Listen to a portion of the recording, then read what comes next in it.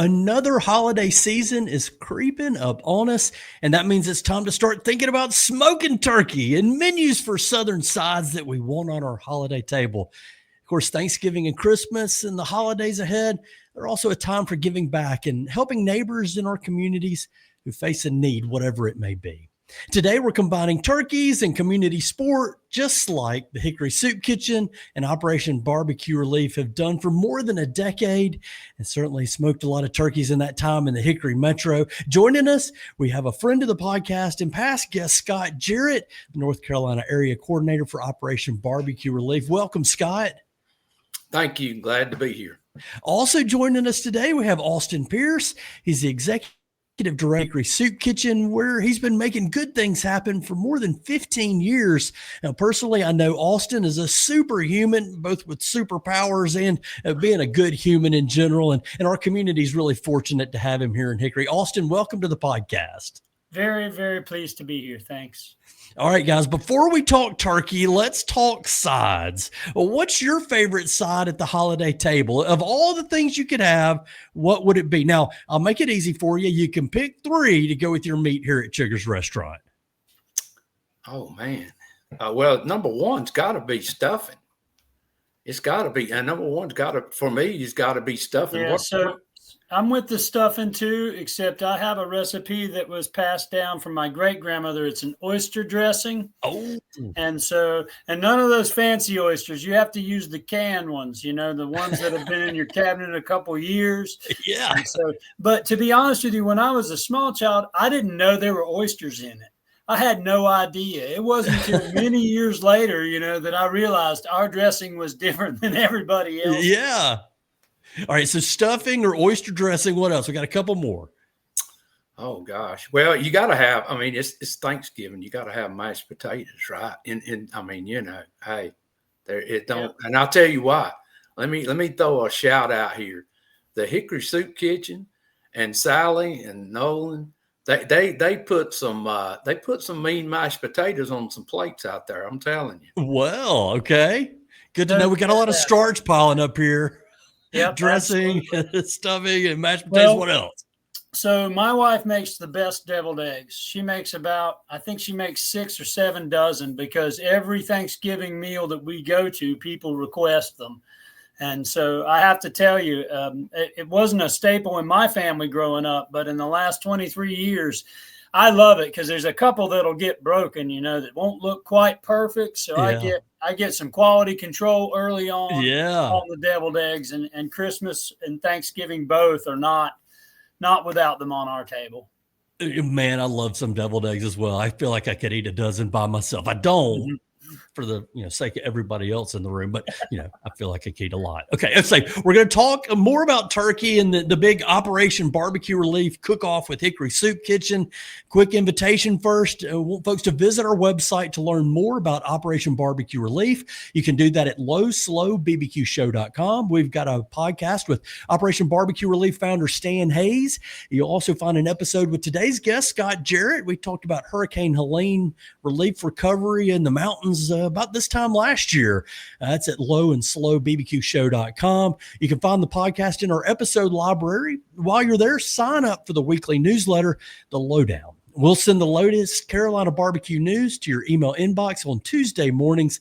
You just find it at lowslowbbqshow.com. So let me start with Austin for the nuts and bolts about how this Hickory Soup Kitchen project's running this community support side of it, the program piece. Now, I know it's a neat program, the buy one, give one operation. It fills a lot of homes with warmth around Hickory on the Thanksgiving holiday. So Austin, tell us all about it. What is going to happen this year? Well, it's quite the undertaking. When we started out, it was a small operation with basically Scott, me, and a couple other volunteers, and I think we did 75 turkeys the first year, and then gave away 75. Mm-hmm. And so now we're up to where we're selling the turkeys. These are a 16-pound average turkey. We sell them for $50, and these turkeys are well cared after for about 10 days. We get them in a big refrigerated truck that we work out of in the parking lot. They are taken apart piece by piece. we make a brine, a special brine, and Scott can tell you that recipe. I will tell you though that it is. Oh yeah, I'm sorry, they can't tell you, but there's a lot in there. I'm just there's a telling you, lot. It's not salt and water, and I'll just throw out a few things, Scott. It's got oranges in it. Yeah, so we spare no expense. Oranges in October are tough to get. I'm sorry, November are tough to get. But we spare no expense on the brine, and they lay in that brine for 2 days, for 48 hours, and we start cooking Monday, I believe, Scott, the Monday before, and we go until people start picking them up on Wednesday morning before Thanksgiving. And the way this works is we sell 150 of them, and then we give away as many as we can on top of that. This year, Scott and I are going to try and feed 500 families. That is the goal. And it takes Operation BBQ to make that happen. We have a ton of support here locally in Hickory and Catawba County, not just for the soup kitchen, but many of our nonprofits, especially this time of year. But with Scott's help, we have managed to bring people from all over the place, from different states that come to this event. And so really, truly, it is a collaboration that without, I don't think we could do it. So I'm indebted to Operation BBQ Relief. I'm indebted to Scott and all his volunteers. He has a legion of them now. He's been retired long enough and worked hard at this volunteering thing. He's got him a little army, and it's like a military deployment. I'll tell you. Was last year. I at one point I sat back and to see that we're doing more than we've ever done. It's just really, it's really phenomenal to watch. So take us through just a little bit about the community support piece. So these turkeys are bought and paid for by folks around Hickory. They are. I've got 36 left. That's what I got left. We've only advertised about it one time. You can call my cell phone. I'm the only one that can take the orders. That's 828-638-0671.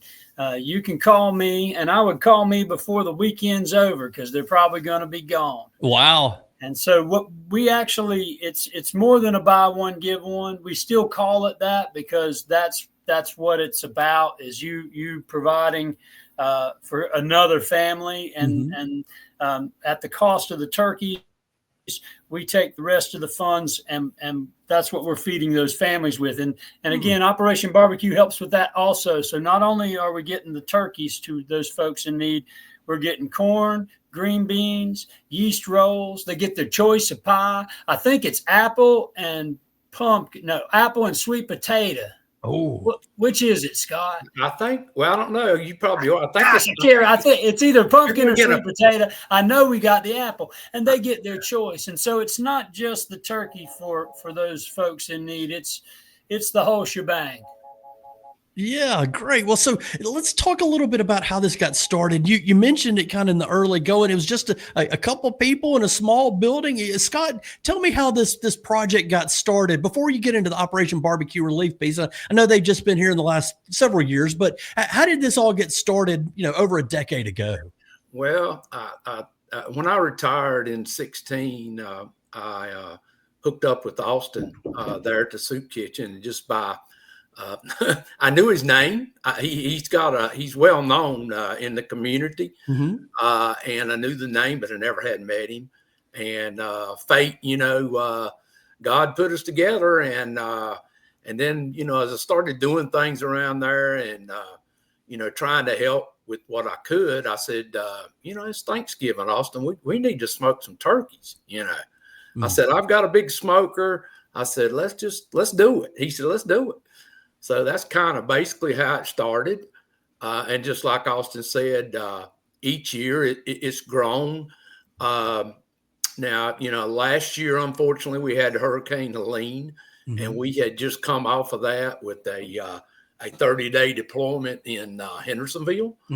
And we had, if I'm not mistaken, we had volunteers from 7 states last year that came to Hickory to volunteer their time and their talents to help feed people in need. As Operation BBQ Relief, our main objective is to feed people in disasters. Mm-hmm. But we have what we call always serving project. Mm-hmm. And that's what this is. This is an always serving project. When there's blue sky days, when there's no, disasters, we're giving back to the community, first responders, the fight on hunger, which this is, veterans.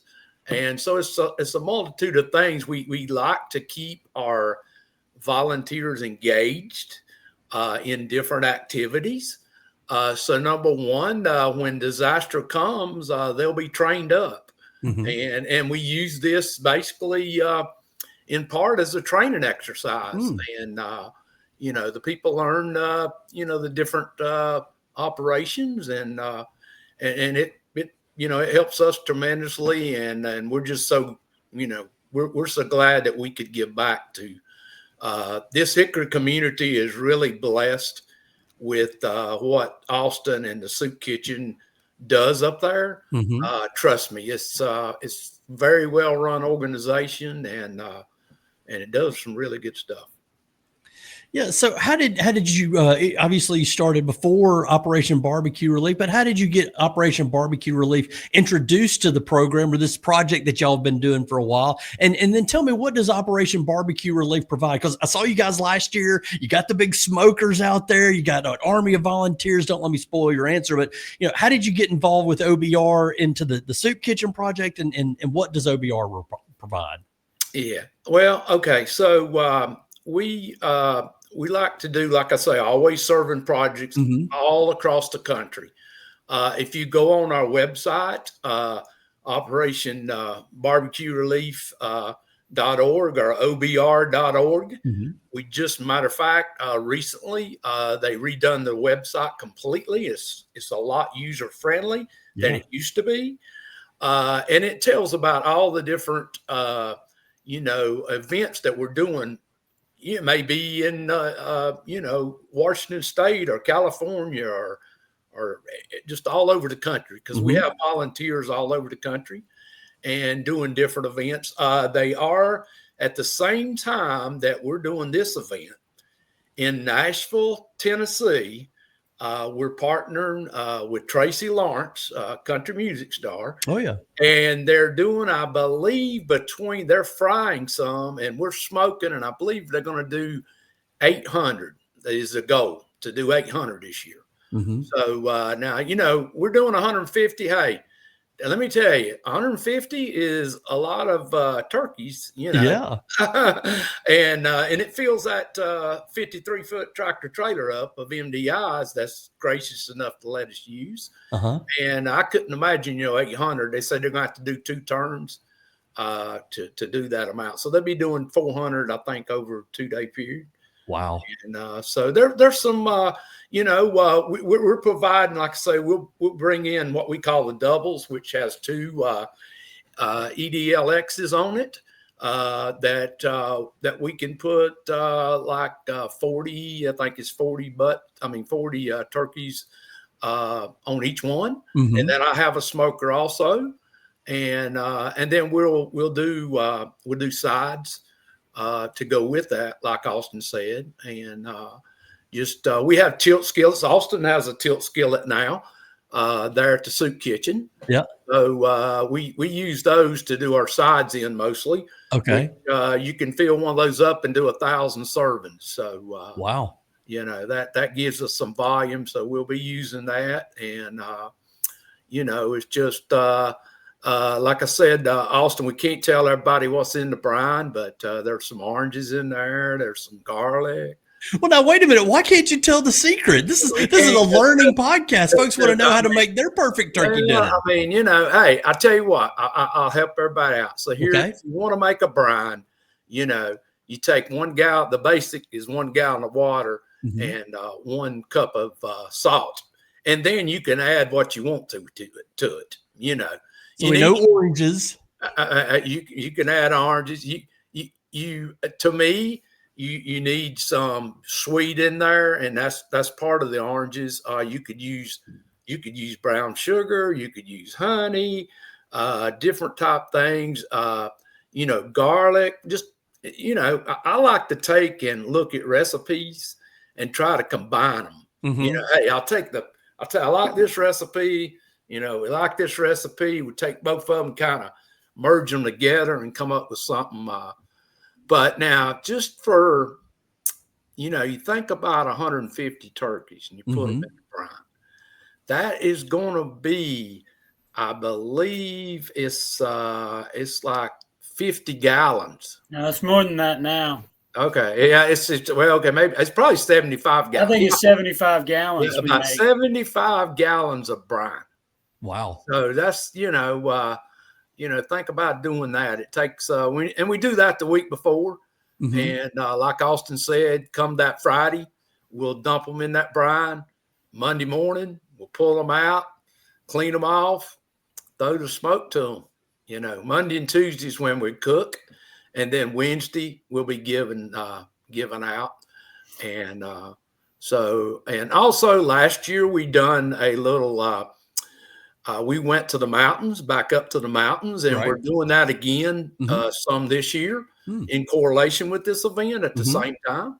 So got a lot of good things going on at Thanksgiving. Yeah. So when you get them out of the brine, so I'm imagining the Hickory Soup Kitchen just filled with tubs of turkeys filled in brine and turkey. Is that accurate, Austin? No, it's in the truck. We did when Scott and I first started. That's what we did. It was insane. It was absolutely insane trying to get all those turkeys in those. That we have one walk-in cooler, man. One 8x8 walk-in cooler, and we were busy. You know, the kitchen's working then. I mean, that's a busy time of year for us. So my staff and volunteers are also. We're serving our organization, other organizations, plus we've got this going on. So I can't remember. I guess it's when we moved into this building, we actually began to work out of a refrigerated tractor trailer. Okay. And so that brine is poured into the largest igloo coolers we can get our hands on. Some of them are poured into Cambro tubs too. If it don't have a hole in it and we can pour brine in it, we pour brine in it. We put them in all kinds of things. Yeah. But we fill that refrigerated truck. Basically, we take all those turkeys out of the truck. We take them out of the packaging and clean them. Gotcha. That brine is made, then we stick them right back in that truck in the brine, and then they'll sit over the weekend. It'll suck all that up. One thing Scott didn't mention, you know, when they come out of that brine and we clean them up, then we rub them. Now, I don't know what's in the rub. Now, I really don't know what's in the rub. More secrets. Scott just shows up with it, man. Who knows? Of course. He probably changes it every year. I don't know. I guarantee you this. He don't measure. Not with measuring cups anyway. And so that's a very important part of it is once the brine has soaked in and gotten that flavor in the meat, and making sure that outside when it comes out, it's just golden brown. The most beautiful. If you didn't see the pictures that you took last year, I mean, just if your audience didn't see those pictures, they should check them out. It's beautiful. They're so beautiful when they come out. It really is a labor of love to see these people, all these volunteers together, working to make it happen. Because the hard part is Scott and I are going through this pretty quickly. It takes days and days and days. You got 150 turkeys that come in. It takes a lot to get those unpackaged and cleaned up right and taken care of. Each one of them is going to somebody, who really cared about another individual enough to pay $50 for it. So the level of care that goes into this is it's phenomenal to watch. Yeah, and it takes a lot of people too. I'm assuming that it's not just the OBR volunteers, but your regular volunteers at the soup kitchen. I try and rope everybody that shows up within a 10-foot radius of me. If you show up and you're not looking like you're doing something, you're mine. I will put you to it. There is something to be said for the base of volunteers that we have in this community. There's no question that there are those who come back every year for it. I have a friend. Her name is Dion, and her daughter Serenity have come every single day before Thanksgiving to make sure that those are given out. And she follows those lists that we have made, and deals with our guests as well as folks who have purchased it. Yeah. And she's been doing that a long time. Her daughter's been doing it since she was like, I don't know, 10. And she just graduated high school and just interned here over the summer and is now going off to college. So yeah, we got some deep roots with volunteers in this event for sure. Yeah, and people just paying it forward. Take us to the other side too, Austin, the recipient piece of it. What are these meals meaning to the people who receive it around our community? And that's the whole reason we do it. There's no question that the purpose is strictly for the folks that are in need. Scott always talks about the why, and I like taking that also, and why we do things. And the reason we're doing this is because the people that receive it are so grateful at a time when in their life, it could be the worst time of their life. It could be another year of the worst time of their life. You never know what somebody's been through. You don't know what this day means to another individual, whether it be the day they lost a child, they lost a friend, they lost their husband, they have a friend who's dealing with an illness. And there's so many different stories we've heard over the years from folks on why they felt led to push their pride out of the way and let us serve them. The quickest way to happiness is trying to make someone else happy. And you do that through compassion and generosity and kindness. And if you're feeling like you're down, you should help another individual. I assure you, it is the fastest way to making your own life better too. And we have seen folks come. I remember one year we had a lady. Scott tells this story better than me, but I'm gonna tell it. She came and she didn't have a ticket. We used to give tickets out to the guests so that we would know who was coming and that kind of thing. And then this lady came and she didn't have a ticket. And I don't remember why we had extra, but we had extra. And Scott told her, put his arm around her, and she was upset. He said, "You go right over there and you take this ticket." He had this ticket left in his pocket, I think, and he gave her that ticket. And she went right over there to that tent, and the elation, the weight lifted. I mean, you could see her. She grew 2 inches standing right there in front of us. You know, the truth is she was that tall all along. You know, Scott just took the burden off of her, you know, and I remember sitting back after that. You remember that, Scott? I remember sitting back and you mentioning, saying, this is why I do this. There's times that you always remember, you know, things like that happening. And this particular lady, when I give her that ticket, Chigger, it was like she had just won $1 million. I mean, that's hard to describe. And you probably say, no, that ain't. Yes, it was. It was like Austin says, whatever problem she had, it was just like they were all solved.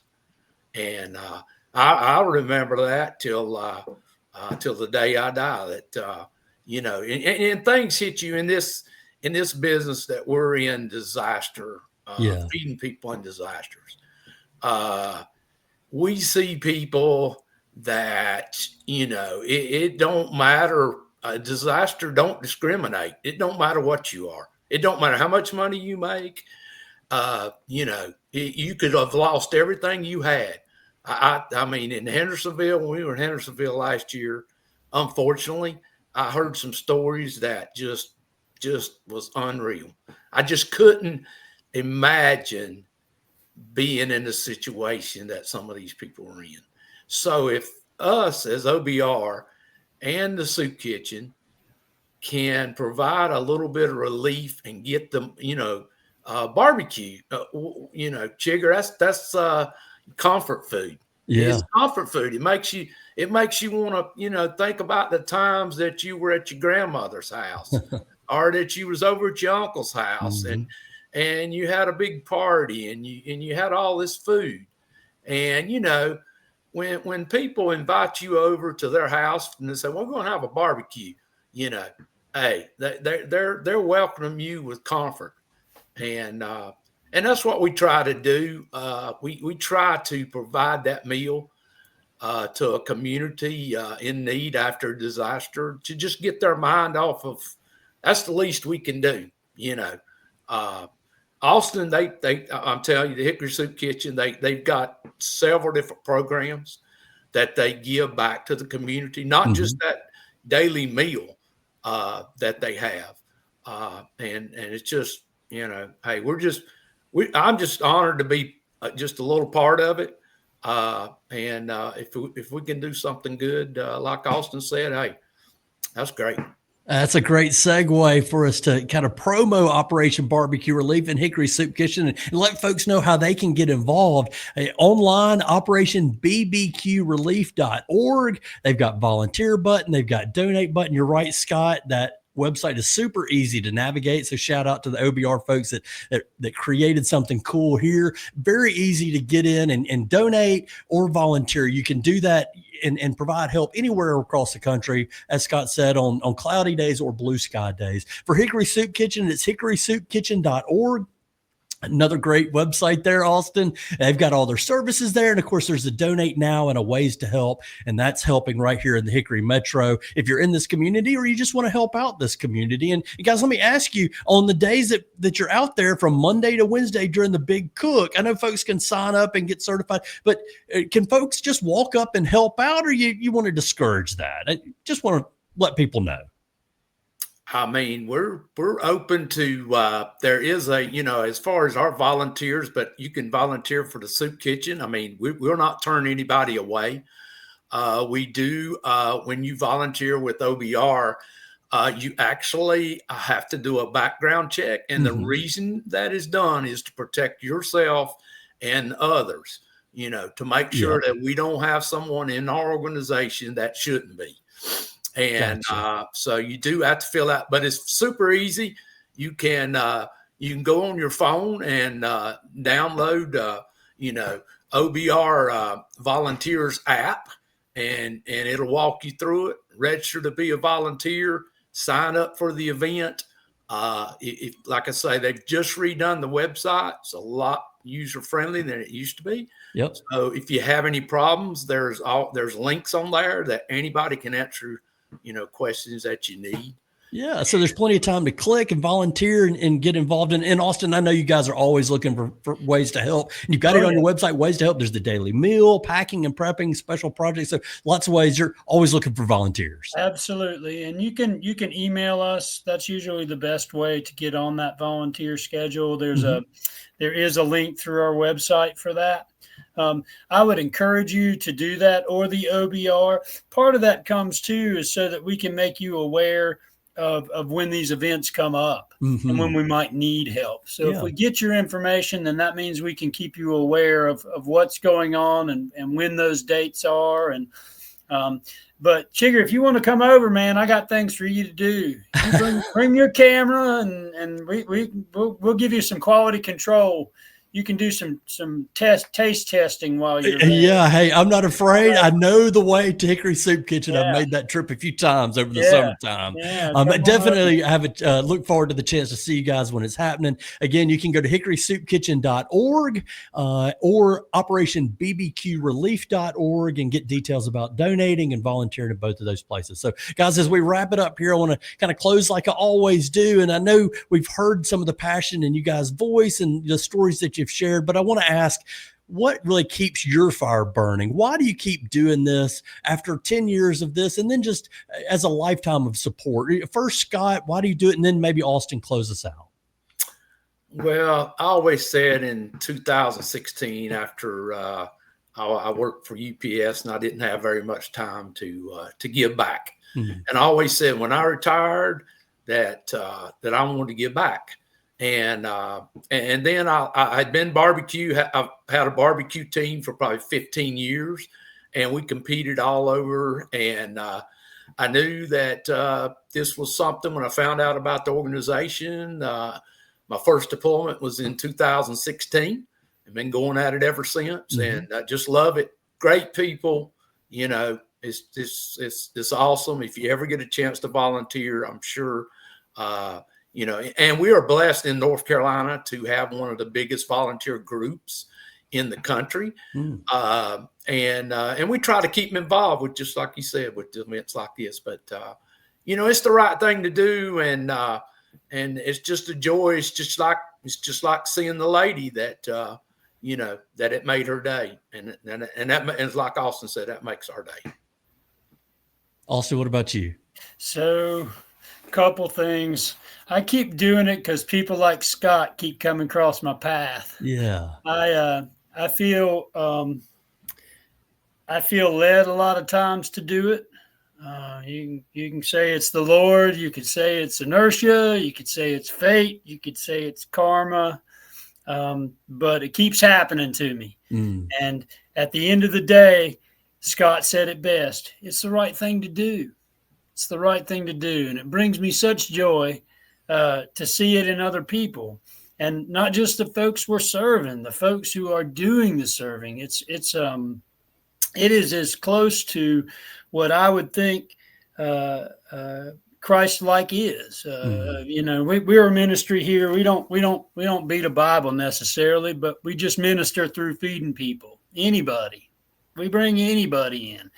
And I think that mentality is something that is in our community here. It's like woven in the fabric. And so I think the community demands that we do things like this. And so as long as they keep asking us to do it, we'll keep doing it. And that, my friends, is the final word from Austin Pearce from Hickory Soup Kitchen and Scott Jarrett from Operation BBQ Relief. Guys, thank you so much for joining us. Thank you for having us. You've been listening to the Low and Slow Barbecue Show on the Mesh.tv network of podcasts. Find more podcasts, blogs, and barbecue goodness at our website, lowslowbbqshow.com. You can subscribe to our newsletter. We'll send you the latest Carolina barbecue news, events, and food truck schedules, and all that and more right to your email inbox. If you like what you hear, please give us a 5-star rating on our favorite podcast stream. Share our podcast with your friends, and be sure to follow us on Instagram, Facebook, and YouTube. Thanks again to our guests today, Scott Jarrett and Austin Pearce. Thanks as well to the team at the Mesh.tv network of podcasts, especially our producer, Andrew Moose. Finally, thank you for listening to the Low and Slow Barbecue Show. I'm Chigger Willard, reminding you that for the best barbecue and the best barbecue podcast, make it low and slow.